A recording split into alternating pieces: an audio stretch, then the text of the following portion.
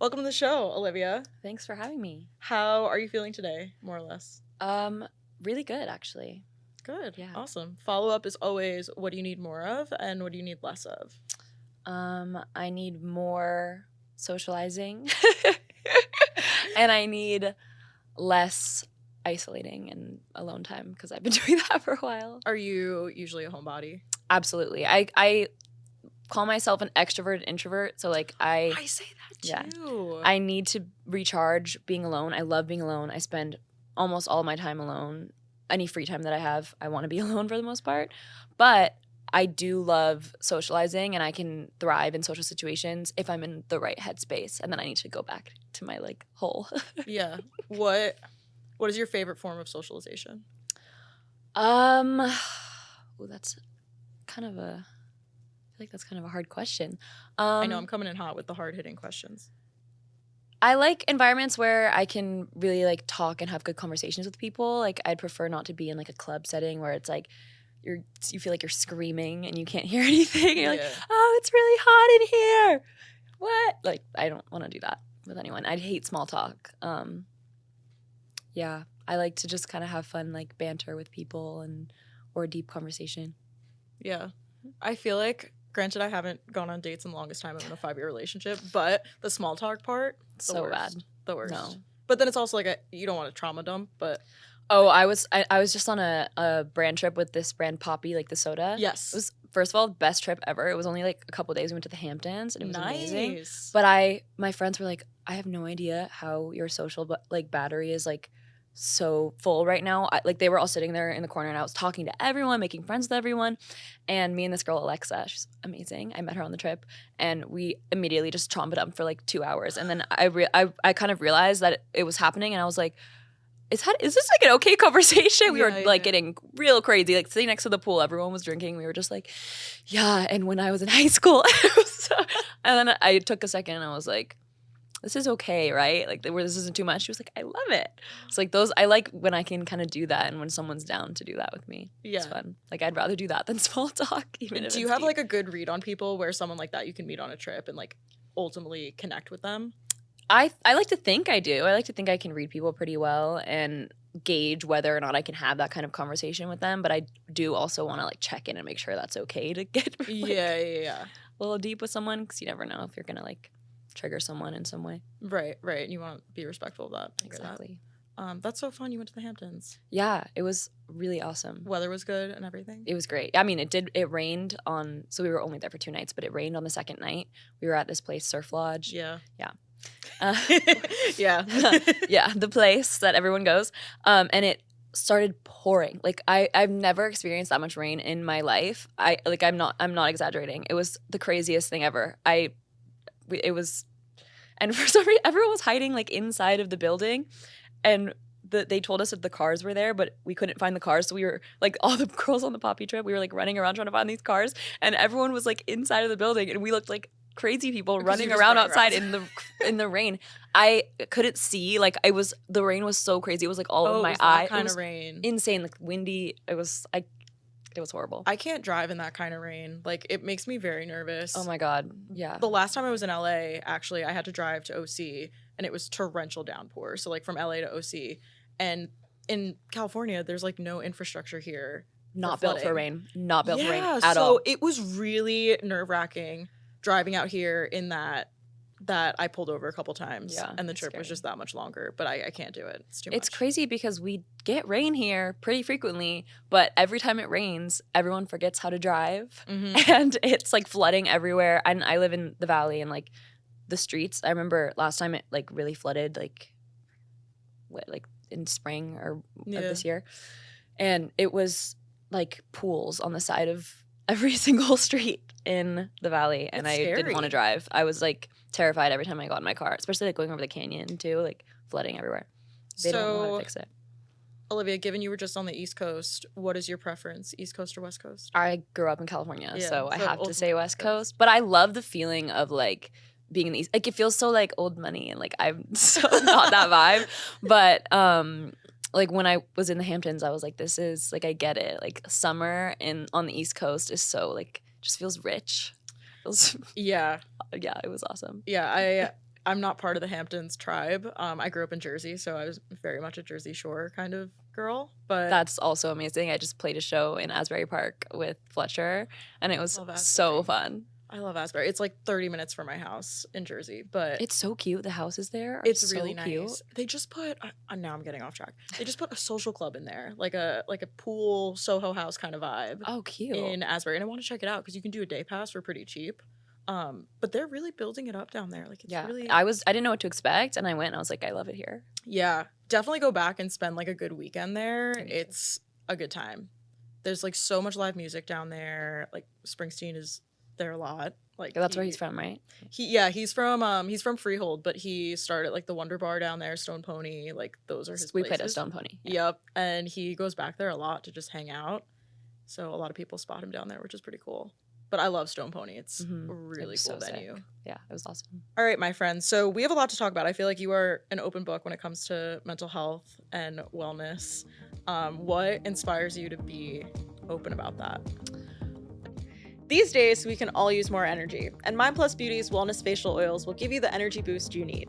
So whether you're heading off to exercise, going for a run, or just having a busy day, simply add the Beauty of Energy oil to your face and experience more gain, less pain. It's the all-natural way to enhance your energy level, and it's made for everyone. Good for your face and good for you. Available with free shipping at mindplusbeauty.com. That's mind, Plus beauty.com. Especially online, too, because I feel like you're really active on socials with that kind of stuff. I kind of don't know how to be any other way. Okay. I've just kind of always been this way. I'm really bad at like hiding things. And I feel like even if I'm speaking to someone and if I'm in a bad mood, like it's very obvious on my face. Like it's just easy to tell. And I've actually been working on not being such an open book all the time because it can be kind of traumatizing at times, because when you open up a lot on the internet to all these random strangers, they feel like they know you, even though yes, I am more open and honest than a lot of people probably are, but it's still 0.00001% of who I actually am and of my life. But when you share what feels like a lot to people, they think, oh, I know her. I know so much about her. So they almost feel like they have more of a right to judge you than if you just share less. And I've also found that a lot of people who are better at handling like hate on social media and things like that I'm terrible at handling, they almost treat their social media presence as a separate entity from themselves. So it's like a character they play, and it kind of protects them. Like if someone doesn't like who they portray themselves to be online, they can go home and be like, oh, well, that's not me. They don't know me. And I'm really bad at separating those things. So that's what I'm working on currently, is like trying to still be myself and be open when I want to be and can be, but also not feeling the need to share every single thing about myself and make people know me, because then it just opens me up for more judgment. Well, we as a society are really in this like parasocial relationship time. I look at someone like Taylor Swift, like a lot of people, when they see her relationships or her exes, like there is some weird dynamic there. But at the end of the day, like you don't know her personally. You're not getting coffee with her. You can feel connected to an artist like through their music, but at the end of the day, like that's not your friend or your bestie. Yeah. Like it's a different relationship. No, it's crazy, especially being in the world that I'm in and knowing a lot of these people. Like I've had really bad experiences with people that are very well loved online, and people will be idolize, like, people will be like, well, they would never do that. They're so nice. And I'll read, and I get so caught up in these things. I'll read things about someone who like bullied me. People will say something just so opposite to the truth, and I read it and I'm like, I get angry. Like, why am I getting angry at this person? Doesn't know them. They don't know me. Like, why does it matter what they say? But people really do think that they know everything about people. And it's scary. It's really scary. Really strange. And I kind of think it's going to get worse with like AI and stuff like that. Like it's going to get icky. I need to move to like a cave. I would like to go to like a an farm. island. Yeah, where no one can reach me. Mm-hmm. That's the goal. Part. Yeah. just like be alone. It's funny, like now that I do this for a living, like talking to people, I need to go home and recharge like for a while. Yeah. In terms of like seeing, like you said, like seeing other people idolize people online that you might have had a bad experience with, do you find yourself looking at like their success too and being like, wait, what? Like they're not a good person. Absolutely. Yeah. And I feel like it's not that hard for people to kind of trick the masses. Like if you have to just do a couple things right, and people will love it. They'll eat it up. And I mean, there's no way to really like say what those like it's not, there's no mathematical formula to like making people obsessed with you, but it just kind of happens for some people, and they will truly believe like, oh, this person can do no wrong. But then I also have to remind myself, just because I had a negative experience with someone or multiple negative experiences with someone doesn't mean they can't like grow up and change, or maybe they were having a bad day. So I also try to remind myself of that kind of stuff whenever I find myself being like upset that someone is kind of like tricking the world. Yeah, I'm like, yeah. well, maybe my experience was like a one-off type of thing. Maybe they were just mean to me for whatever reason, and they were having a bad day, whatever. So I try to And say we that. have to believe that like people do evolve, and Yeah. like even if it's not in this like amazing spiritual positive way, like we have to believe that they do have some kind of eye-opening experience that makes them a better person. Like I have to believe that in terms of people from my past, like that they've grown in some way. Yeah, I really want to believe that people can change. Like I really want to believe that. And it's hard. Sometimes I don't think it's possible, but sometimes I'm like, okay, yeah.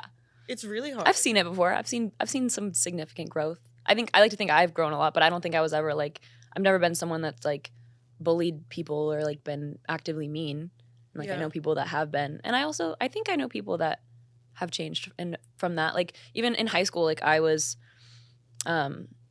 bullied a lot, and over the past few years I've received a lot of messages from people, like long apologies, and if they don't have my number, like they'll text my best friend. She's like was friends with everyone in high school, so everyone loves her, and they'll text her and be like, hey, can you send this to Olivia and send like a long apology to me. What do you say to that? I usually am just like, I don't hold any animosity towards you. Like I honestly haven't thought. I have blocked out so much of what happened. Like my two best friends from high school, I've known them since I was 13, and they experienced everything with me, right? Like they saw it all happen, and it was so much for me that I've blocked out a lot of it, and I've kind of chosen not to remember it. Right. And then they'll be like, oh, remember when this happened? I'm like, oh shit, that did happen. Like my best friends remember my trauma more than I do. So yeah, because I've gotten those messages too, and whenever it happens, I'm just like, I don't know what to say, because it's like it's been so long. It's usually like over a really long time, and again, there's nothing. I'm kind of the same way, where it's like I don't hold anything against you, like water under the bridge, but like in that moment, it really hurt. Yeah, but it was so long ago. Yeah, you can't change the past, and like I'm sure you're a different person now, but I don't think I'd be willing to like repair a relationship by any means, or like let that person back into my life. It's just like thank you and keep it moving. Yeah, no, exactly. You just are like, that's very sweet of you. Thanks so much. Hope you're well. Yeah. The hope you're well always is like the good ending line. Hope you're well. Hope you're well. Almost like how I start an email, like hope you're well. Yeah. In terms of like your own growth in the past year, if you could look at like a year ago today, where were you at, and how do you feel you've evolved? I mean, I feel like every week I'm growing, and I'm like, oh, last week was so crazy. I don't know. I mean, I would say even like a month ago, I was doing really not great a month ago. And like I had a couple extra therapy sessions in last month, and I got my bill for it yesterday, and I was like, oh, I went to a lot of therapy this month, but it helped. And yeah, I don't know. I feel like something is always happening that's gets me upset or puts me in a bad place, and then I feel like I'm constantly working to remedy that and to make myself feel better. Because when you have mental illness, whatever it may be, every day you have to really, really work hard on keeping yourself sane, keeping yourself okay, keeping yourself happy. It doesn't just get fixed. Even if I feel great for a few weeks, one thing can just set me off, and every day I have to work really hard and choose to try, just to try. Some days I can't, but thank you for saying that, because I think we need that reminder way more. Anyone who's struggling or lives with like a mental illness, it is an everyday battle to show up for yourself. It's always there. It's always there, even on your best days. Yep. And it's how you live your life with it. You can let it consume you, or you can find a way to live a life that is fulfilling beside it. Yeah. And sometimes, like, there are days, weeks even, for some people, I'm sure months or longer, where you literally don't feel like you have the choice. You can't choose to try to make yourself happy. Like, you fall into, literally, I always call it the hole. Like, you just fall into the hole, and there's literally, everything feels bad. There's nothing you can do to get yourself out of it. So in order to not fall into that, it's like every day I'm like, I have to have a routine and specific things. And I also say, like, I didn't choose this. This was the chemicals in my brain that I was born with, and I'm just trying to do my best given that, and not allowing it to define me, because I think I was talking about this a little bit earlier, but we are living in like this TikTok age of like self-diagnosis and labels and all that, and it can be a really negative. I think it's great to have information out there, but it can also cause more stigma around mental health. Definitely. And I always think about just kind of how mental health and specifically like diagnoses have evolved over the years. Like, they used to, I mean, a long time ago, they used to just diagnose any woman with any mental illness, female hysteria. Yep. And Yep. You should look up and throw them into what an the cures, asylum. what the cures were. Like, it's really crazy. And then now I feel like we kind of have modern day versions of that. Like, I feel like a lot of people get diagnosed with things that, like, even like BPD is seen as like a woman disorder. And like, I think it's sometimes overdiagnosed to people that might have different other things. And at the end of the day, I at least try not to let a diagnosis control everything. Because I feel like if I think too hard about it, I'll be like, oh, well, it's because of this and it's because of this. And I'll almost be like okay with the things that are bad in my life. I'll just blame it on like this diagnosis that I have. But it's not a real tangible thing. Like, yes, it's important to know what's wrong with you. But I don't want to ever let that define me and define how I act and think that I can't overcome those things. So, and a lot of it is like, at least I've learned over the years, a lot of it is just semantics and language. Like, I was listening to a really good TED talk around when you think about when someone's a cancer patient, you say they're like someone living with cancer. They're not cancer. They're not I am cancer. They're living with cancer. When someone has depression, they're living with depression. They're not the thing. Yeah. And I think a lot of that just comes to how we speak and how we talk about mental illness in comparison to physical health. So I'm hopeful that like the world will kind of move in a more positive direction in talking about it. But there's also like this big misunderstanding, and I'm curious if you've had this experience of like, I've had people in my life that have been struggling but want like a quick fix, and how we were just talking about how it's like work every day to show up. But some people are like, I just want to numb it away with drinking, or I just want a medication yesterday to fix me. Like, we live in such an instant gratification cycle that it can be really hard for people to acknowledge that this is a long-term thing that you need to work on with yourself. Yeah. I mean, I've definitely experienced that, and I've also seen my friends experience that. And I think, I mean, we all want, at the end of the day, we all want a quick fix, right? Of course. It's just not realistic. Mm-hmm. Wouldn't it be nice? Yeah, it would be great. And I've definitely found myself searching for that. But every time, it just makes things worse. It does. Every single time. And I'll try a new one. Makes things worse. Yeah. So it's like searching for solutions in the wrong places. Definitely. Like that, and I think that's easy to get caught up in your 20s, and like you're just going along for the ride, but ultimately like the next day you'll wake up feeling like shit. Yep. And it doesn't help at all. Definitely. Do you feel like your health needs to be scheduled into your day? Our morning coffee, our supplements, our skincare, we're limited on the products that help us maintain a balanced lifestyle in an easy, healthy, and convenient way. So our friends at NEURO Gum Mints did exactly that with their nootropic blends that enhance your health and wellness into something intrinsically convenient, affordable, and portable. We at More or Less have loved these energy and focus mints with a patented formula of B vitamins, L-theanine, and natural caffeine to give us the energy and mental endurance necessary to stay focused and energized without the crash or jitters. I've been hyping up NEURO for quite some time, so I'm super excited to partner with them for another season of More or Less. If you'd like NEURO by your side too, use the link in our description and use code MOREORLESS for 10% off your first purchase of NEURO Gum Mints. So I want to talk about Born with a Broken Heart. It's a beautiful song. Thank you. And I'm like tempted to show it to my therapist, but I don't know what her reaction's going to be. What was the process of writing that for you? So I wrote it with, I've been working with this producer, Colin, who's doing like my whole next project. I don't necessarily know if it's going to be an album or multiple EPs or what it's going to exactly be, but we have like many songs together. And he's amazing. I wrote it with him and this girl, Felly, and this guy, Jackson. And most of my songs kind of start with a poem or a paragraph or just like a piece of something that I have written in my iPhone notes that I'll write at home when I'm in a certain mood or whatever.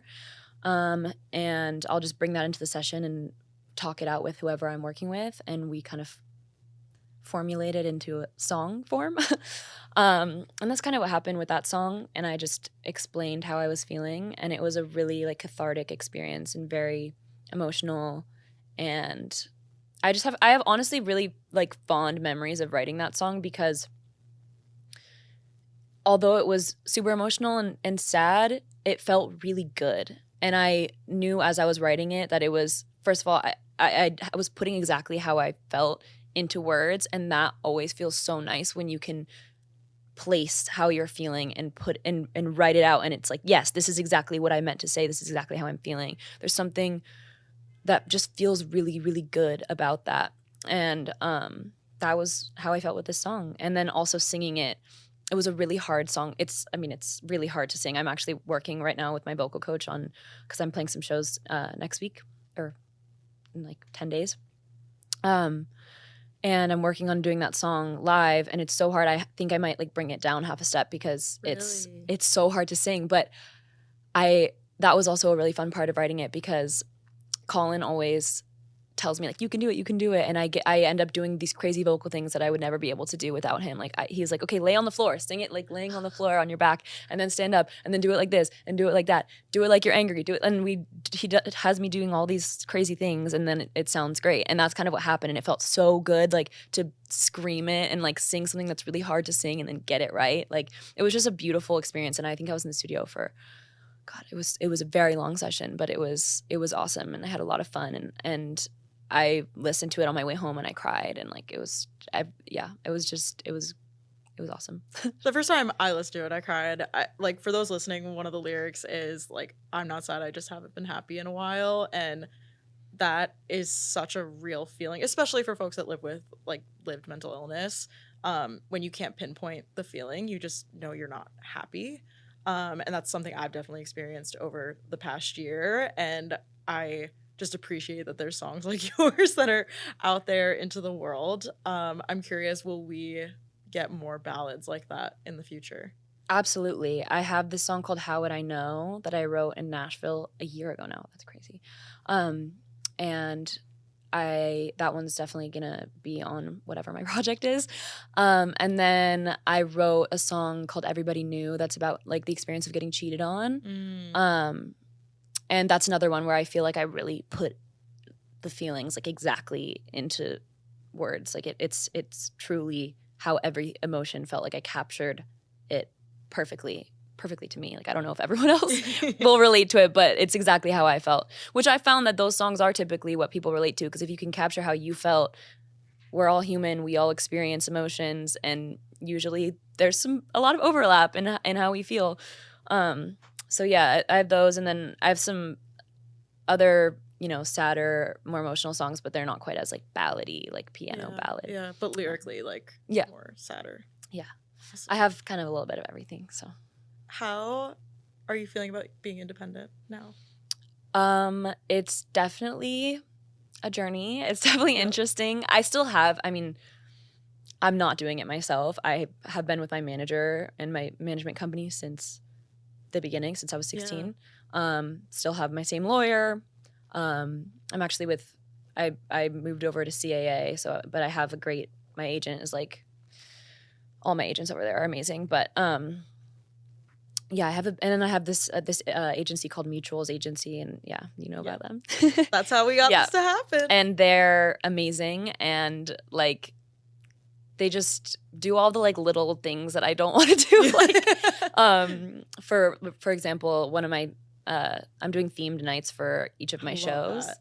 Their idea. I love that. Yeah, they're awesome. It's gonna be so fun. I'm so upset I'm gonna miss it. God, I'm so upset. Well, maybe I'll do a little one in New York. Yeah, I think I'm gonna do a couple more places depending on how this goes. It's fun because it's almost like a little music festival, like that I'm doing. Like I'm doing multiple shows, and I don't know. It's exciting. But one of our themes is Purple World, because my song Purple World, and so everyone has to come dressed in purple. And today they like sent over. They're like, okay, we should post these today, and they had a bunch of photos of me wearing purple. I was like, thank you for just doing this. I don't want to go look through my photos and find a bunch of photos of me wearing purple. Like that to me is like tedious little like work that I don't want. Like that's like my least favorite thing to do. First of all, I don't want to go through my camera roll. That is traumatizing. Yeah.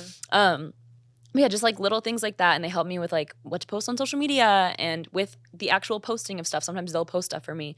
And Dom over there designs all my merch and all my like little graphics, and like they're amazing. So I have like all of these awesome resources, and I don't feel like I'm necessarily missing out on anything aside from like the politics of being with a major label. You know, like for the first time ever, my last song that came out, I didn't get New Music Friday on Spotify, and that was like that's never happened to me. Every time I've released a song or a project, a song has been on New Music Friday. And there's just little things like that that, you know, when you're with a major label, they handle all of that for you. They have all of these relationships, and like I said, the politics of it all. Were you okay with not being on New Music Friday, or was that a little sting? It was not fun. But I was put on Salt and Pop Sauce, and like those are pretty big playlists. So, and the first day it came out, so it was just a weird feeling, like, oh damn, like, because I have friends over at Spotify too, and it was just like, do they just like forget about me, or is this like, do they hate me? Because you know my brain is obviously like, oh my god, they hate me. But also the song is called I Should Have Fucked Your Brother. Like it's not exactly family friendly fun. So yeah, and I was really just upset about, I was really nervous to release that song because I'm aware that people would associate it with people that I've been linked to in the past, but it's genuinely not about anyone. It's just such a fun song, and I love it. I think it's so funny, and the shock value, like I love that kind of stuff. I love like half of my wardrobe is like stupid shirts that say crazy things. And one, like my favorite thing ever is shirts that aren't even like, you know, like the cute ones, the baby tees that everyone's making that say like cute, like sassy things. I like ones that are like #1 grandpa, or like something that like has literally like I have no business wearing that. So but it's fun. Yeah, exactly. And like I feel like half of my personality is just like, I'm literally joking. Like don't take me seriously. So when I do stuff like that, I really want to not be taken seriously. But then the other half of my personality is very sensitive, and just I take everything to heart. So I'm ready to release a song, and I'm ready to be funny, and I'm like, I don't care if people think it's about this person. I don't care if they associate me with this person. And then I put it out, and then I'm like, oh God, what have I done? Now all these people are going to think I'm like obsessed with this person that I literally don't care about, or they're going to associate it with this person or this. It kind of reminded me a little bit of what happened with my song Jocelyn. I was just going to say that. And like I had to navigate that whole thing, but anyway. So you were nervous about like Jocelyn 2.0. Yeah, I was nervous. I was nervous just about the reaction from people and what they were going to say. And I ended up deleting my Instagram for 24 hours and like completely isolated myself, and like I didn't talk to anyone for that whole, like from Thursday night, because the song came out at midnight, or I guess 9 p.m. on the West Coast. I was at my friend's birthday dinner, and the song came out, and I was like obviously sad I didn't get New Music Friday. And then I was seeing comments being like, this is so not a good message for the children, from like someone named like Beth, who's like Karen. 74 years old. And of course I'm like, oh my God, I'm like a bad person. Like people are going to think I'm like going around having sex with everyone's brothers. Like I've literally never done that. Like it's just a funny song. And I just completely spiraled. And of course I was getting comments like, this is about like, ew, you want to do, I was like, no, it's literally not. And first of all, I've been associated with like a bunch of other brothers. It was like a funny joke. Like I've dated so many people that have had brothers. That, Yeah. It was just like something that I realized. Like my ex, who is a random guy that nobody knows, he has like 3 brothers. Like it was just literally funny. And then I got over it and I was like, okay, I'm ready to just let anyone, like if people don't understand the joke, that's fine because I'm joking. And it's if they don't get it, that's okay. I'm literally joking. Let's chill out. So now I'm okay with it. But yeah, there was a 24-hour period where I was like not chill. Not good. Yeah. Did that influence the like multiple therapy sessions? Yes. Well, this was like this is probably like a week after I had like a really bad like rock bottom moment. So it was all just like catapulting into a lot of things were happening. And then like I was super okay with like before the song came out, like I said, it was super okay with like if people were gonna assume that it was about someone, like I didn't care because I knew what it was about. And then like right before, because I've had this release date for a really long time, right? And then right before the song was supposed to come out, like Logan Paul got engaged, and I was like, oh my God, people are gonna think I'm being like bitter and weird. And then I wrote this song to like get, and I'm like, I don't follow him. I don't see his stuff. Like I have no idea what's going on, and it's not about him. And I'm like, oh God, and then that happened. I was like, oh God, people are gonna think I'm like doing this, and I'm looking bitter and all this stuff, and like. It was, and then like this other guy that I used to talk to like was off social media for a really long time and like got back on social media like right when like it was just so all the things were happening. Yeah, it was. I was like, can they all just like wait until after my song's out? Like seriously, you guys are being really, really mean right now. No, but and then obviously I was getting comments about that, and I was like, I hate this. So in all that, how do you get excited? It's hard. Yeah. I just kind of have to, I just delete anything mean or block or avoid it, and I just try to focus on the good parts. A lot, something that really helped me over the past, however long, I don't even know, is my second Instagram account, Olivia O'Brien, because I just kind of post whatever I want on there, and I know it's all like fans. So if I want like a positive environment and positive feedback, like, and to feel better, I just go on there and I post on there because everyone understands my humor and they get it, and they're like in on the jokes, and they know that I'm not being however people are perceiving me to be, like that the is 74-year-old. Yeah, like they get it, and that's the place where I want to be. Because if everyone likes what you're doing and everyone understands you, then you're not doing anything cool or good or significant. Boring. Yeah, like everyone that's ever done anything interesting or fun, it's not something that's for everybody. And I also have to remind myself that there's a lot of things in the world that I don't particularly like or enjoy. Does that mean that they're bad? No. I always try to remind myself that if I don't like something, it's just not for me. Doesn't make it bad. And I'm very aware that my music, my personality, my humor, my style, whatever it is, it's not for everyone. That's okay. It's for the people that like it. If I'm putting something out there and some like frat boy is like, your music is bad, I'm never offended by that, because I'm like, this is not for you. It wasn't like for this you. Is literally, it was never made for you. It's never gonna be for you. And I don't think my music is bad. It's just not for Chad. Yep. Chad, Brad, and yeah. Sorry, that was really bad. Anyway, yeah. So I just always, that's like my number one thing that I've been doing recently is like, well, if it's not for them, it's not for them. Doesn't mean it's bad. Right. I read Amy Poehler's book a couple years ago, and there's a saying that she always comes back to, and it's like, good for you, not for me. To the point where my mom literally got it for me on a t-shirt. Because whenever I have like, if I'm like comparing myself or like imposter syndrome, like which I don't find myself often, but it's hard not to like look at other people. I try to like remove myself and be like, well, good for them, not for me. Like it wasn't for me, it's for them. Like, and that's easier said than done, but it was cute she got on t-shirt. It's nice to have like little sayings like that. Like my therapist, she always says that her motto is, what would a sane person do? And I have, ever since she told me that, like I've just been using that with everything. Like, okay, if I'm about to do something absolutely absurd, I take a step back. What would a sane person do? A sane person would not deactivate their Instagram and sit in their bathtub for 24 hours and cry because they released a joke song that people are not like it's a sane person would be like, oh, they didn't get the joke. Okay, sorry, Beth. Moving on with my life. Like I need to remind myself of that. And once I started doing that, it really has helped me a lot. Like, what would a sane person do? Probably not what I'm doing. I'm gonna do that instead. Yeah. So like having little sayings like that to like just remind yourself, I feel like that's really helpful. Yeah, you can always come back to it too. Yeah, I'm very much an affirmation person, like all about the positive affirmations. I'm gonna get really real for a second. Kudos to you for releasing a joke song. Like I feel, this is me outside looking in because I don't know you, but I feel like you were constricted in a label situation for a really long time and probably had to limit your creativity.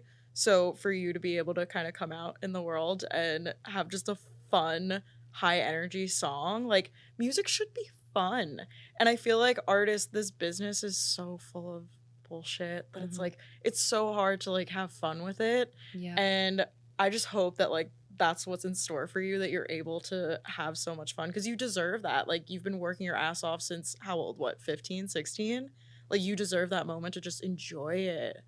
Yeah, and it doesn't have to be that serious. I feel like, especially right now with social media, people are very like, oh, who's this song about? This song is about that. And like they read into everything so much.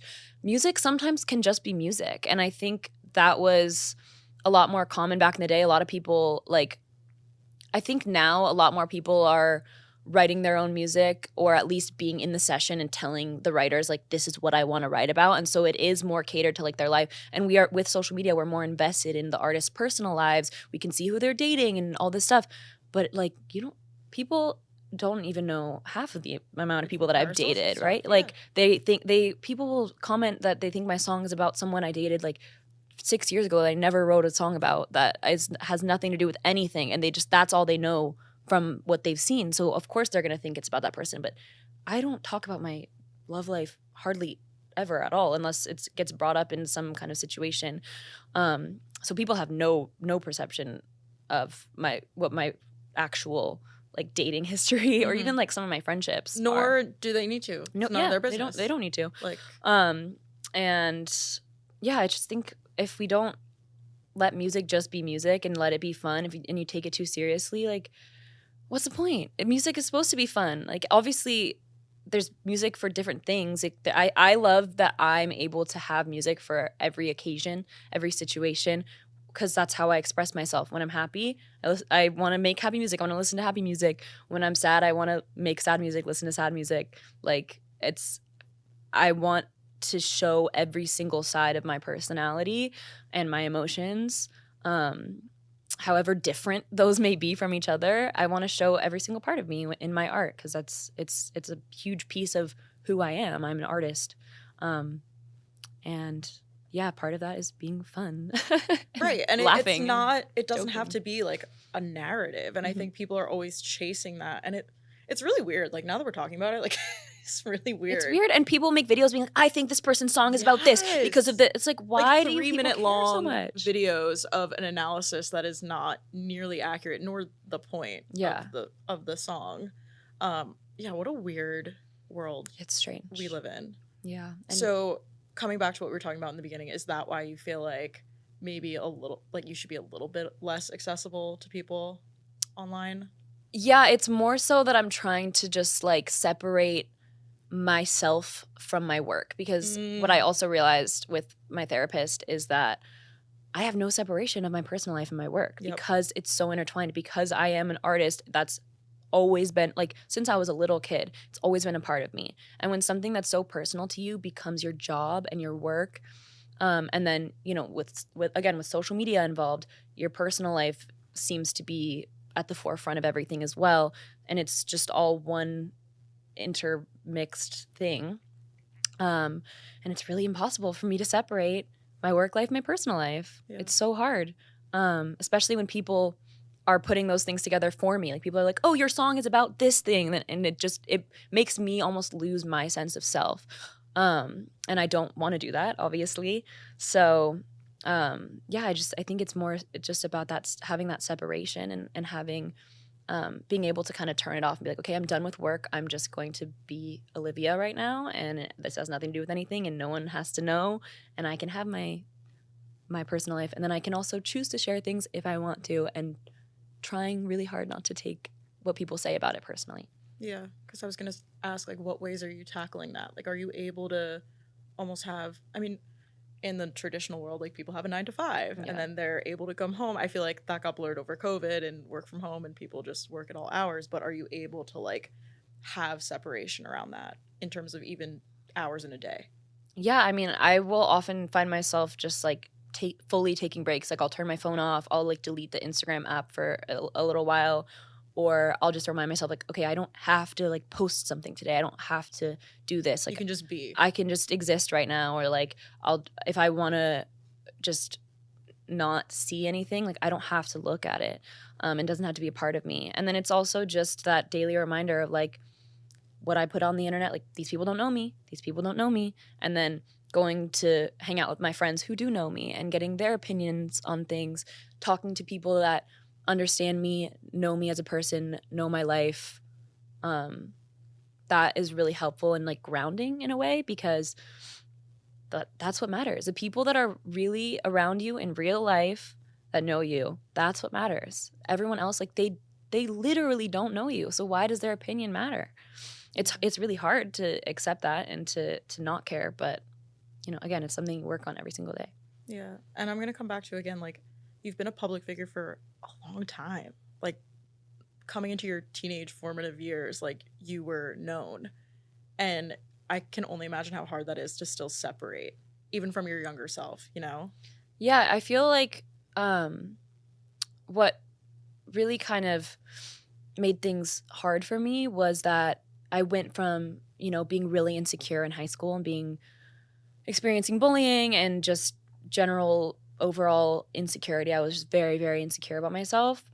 And then I had this song and it blew up and I was 16 years old, and then I moved to LA and I was still that insecure girl inside. I never had the time to work on myself and fix that insecurity and like do the actual work on my like inner self. It just I've been using this phrase all the time, but like Band-Aid on a bullet hole. Like I was just like, oh, I'll feel okay. And I was like going to the club when I was 16, like doing all this stuff that I definitely shouldn't have been doing, because I went from one life to one very, very different life, but I was still the same person. I never healed her.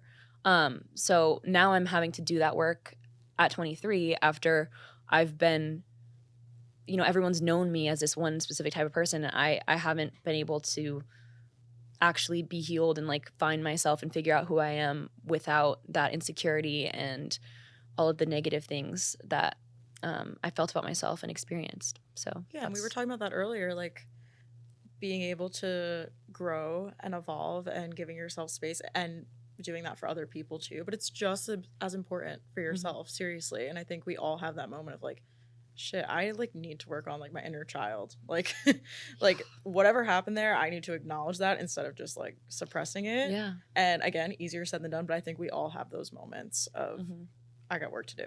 I definitely did like a fake it till you make it kind of thing, and it just doesn't ever fully work. Like you can fake it and you can look like you're doing it correctly, but at the end of the day, whatever you haven't healed, that's you can like suppress it so deeply within yourself, but it's going to affect your decisions, and like every aspect of your life is going to be affected by that, because it's your inner child that you haven't healed. Even subconsciously. Like you don't realize like the way you react to things stems from things in your childhood or things in your teenage years that you just like never understood or like worked out. Yeah. Which is why like I'm a big supporter of therapy, of like learning parts about yourself that you wouldn't have gone deeper into. And I think therapy is a space where like if you're open to it, really great things can happen. So I'm glad to hear you were able to get those extra sessions in, because it's helpful. Like if you're willing to do the work, like there's a lot you can learn about yourself.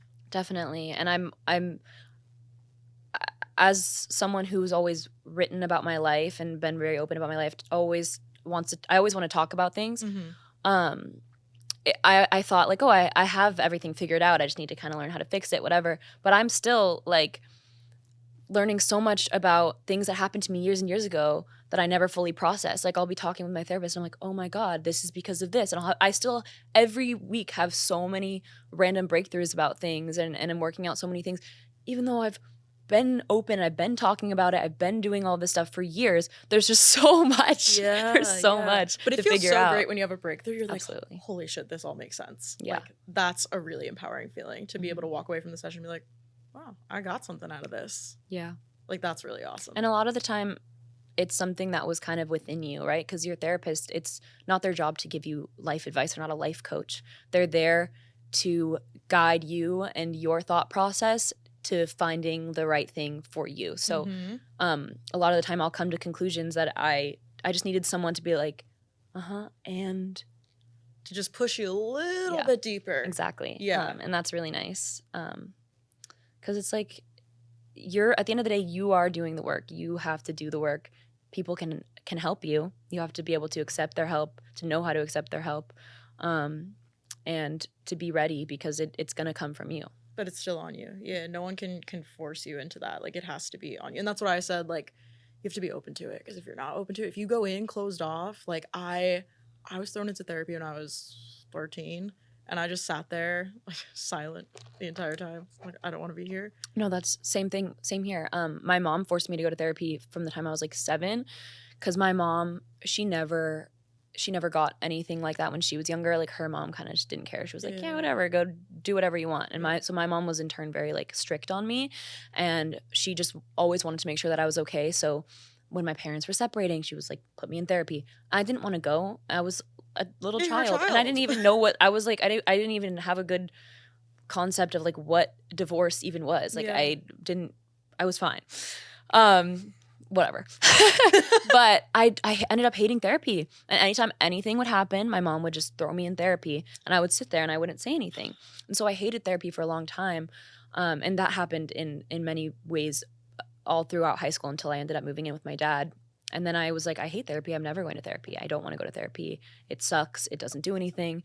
And it took me years after that. I think I started going back to therapy when I was 19 or 20. And I was like, you know what? I am in such a bad place. I need to do this for myself. And that was the first time I ever felt like therapy had helped me, because I wanted to do it for myself. It wasn't my mom telling me, you need to go to therapy. You need to talk about it. That's not going to do anything for anyone. Yep. That was you putting yourself first and knowing that you had to make a change. Yeah. And that's when I think it's probably most beneficial, because even like you look at couples therapy and different kinds of therapy, like there's multiple people involved, but it's still your individual experience. And like even when you're in a room in a couples therapy session, I'm sure it's like still 80-20 or 70-30. Like it's very hard to get to a place where both people are completely open. So I can relate. And you can't help anyone who doesn't want to help themselves. And it's not even like, again, I had therapy yesterday, so it's like a lot of stuff is very fresh on my mind. Vibe. But one of the things that we talked about was like, because I've been obviously going through a lot over the past few months, and my friends were really worried about me. And my one best friend from high school, she lives out here now, but when she's worried about me, it comes off as almost controlling, but she just wants to help. She's very like, you need to do this, you need to do that. I'm coming over, I'm doing this. And I hate it, especially when you're in, like when I'm in a depressive episode and I'm like, everything is bad. I can't see, even if she's giving me a solution, which she's a very like problem solving type of person. She's very like, here's a solution. Here's like, let's get this done. And when you're in a depressive episode, you don't, even if that solution is presented to you, it doesn't feel feasible. It doesn't feel like that's something you could ever do, even if it's very possible. And I was just kind of talking with my therapist about that, and about how like now that I'm out of that, I understand that she was just trying to help me. And now I feel that way about like my other friends that are experiencing that. But then I don't want to overstep and make them feel uncomfortable by giving them a solution and trying to fix it for them. And what she told me was, you can't you cannot help people if they don't want to help themselves. Like, you actually just can't. You just have to be there. You just have to listen to them. That's it. Unsolicited advice is like detrimental. It will push them away. It's not good. And it can come off as super controlling and just judgmental even. So, and that's really hard if you really care about people, you want to help them. 100%. You just can't. I'm very much an empath. So like I relate. And what's kind of been helping me with that, if I know someone's struggling in my life, I will say like, please let me know how I can support you. Or I'll be like, who do you need me to be in this moment? You need me to listen? You need me to give advice? Like, what do you need from me right now? Maybe you need nothing from me. Like, maybe you just want to be left alone, to let them answer the question. Because oftentimes we want to answer it for them. Like, your friend probably like wants to give you the solution because to them it's right there. Yeah. But you're not in a rational state to deal with that. Exactly. So I have found by like giving that space in between me and the other person, like, it allows for a more open, productive like relationship, because it's so easy to go into situations and be like, I want to fix it. My mom's like a fixer, and I get that from her too. Is like, I just want to fix, and that's not realistic. It's just not real life. Sometimes we have to sit in it and be uncomfortable. Yeah, and being that person for someone when you ask them like, what do you want? How can I, be the best friend in this situation for you right now? That's how you become like a safe space for someone, and that's eventually, they will open up and they will come, maybe like they might come to you for advice, right? Like, you can look at a situation and be like, oh, if this person does this, they'll feel better. If this person does this, and if you care about someone, you want them to feel better, and if you can see a solution, you want to present it to them because you want them to be happy. But they're not going to be happy with you telling them what to do. Ever. Right. And I think sometimes people don't know. Like, you don't know what you need in that moment. It's like, okay, so I'll sit here with you. I'll be in it with you. Like, if that's what you need for the time being, like, let's do it. Like, let's just sit here and watch Netflix and like be sad. Yeah. And we'll try again tomorrow. Like, there needs to be some kind of space in that. Because just like we were talking about with therapy, like, a therapist's job is not to like be a life coach. It's to kind of guide you to that. And I think when it comes to friendships, like, there's a little bit of room for that, but respecting the relationship and respecting the person is so much. It's so important. Yeah. And at the end of the day, it's not your life. No matter how well you know someone, it's not your life. It's their life. And they have to make the right decisions for themselves. We all do. And we want to feel, it's like, I feel like proud of myself when I come to the right conclusions on my own, or however I got to those conclusions, or however I ended up fixing a situation. But it feels nice when I got there on my own accord, when I came to that conclusion. I didn't have anyone telling me, like, you need to do this. And when things go right, that I decided to do for myself, it feels really good. And I think everyone wants to experience that. Yeah, I totally hear that. I feel like we got so deep. This was like so good. I'm going to ask you one final question. What is something you've done today, this week? I know you mentioned your therapy, but for your mental health, how are you prioritizing that this week? Great question. Definitely. I mean, it's always therapy. But after the trip that I went on over the weekend, and I was like really socializing and like socializing well, and people were like, someone told me that I was like a ray of sunshine. And if you told me that 3 weeks ago when I was like in a very dark place, like I would never believe you. So I'm kind of just accepting like that I can be happy and that I don't need to feel bad about being happy, because sometimes that happens to me where I'm like, I'll feel really good and I'm like, but like the depression is just around the corner, like something can happen. I almost like try to make myself sad because I know it's not going to last. Right now I'm trying to continue my streak of like being happy and being in a good mood and like accepting that it's okay to feel good and that I can feel good, and spending time with my friends, making friends, reaching out to people, because I always need to do more of that. So yeah. And I'll say it again, like, you deserve that. Like, you totally deserve to be happy and enjoy that and power through. I know it's not easy, but I'm so excited for you. I feel like there's so much good around the corner, like new music, all of that. And thank you for coming by. I appreciate your honesty and everything. Yeah, thanks for having me again.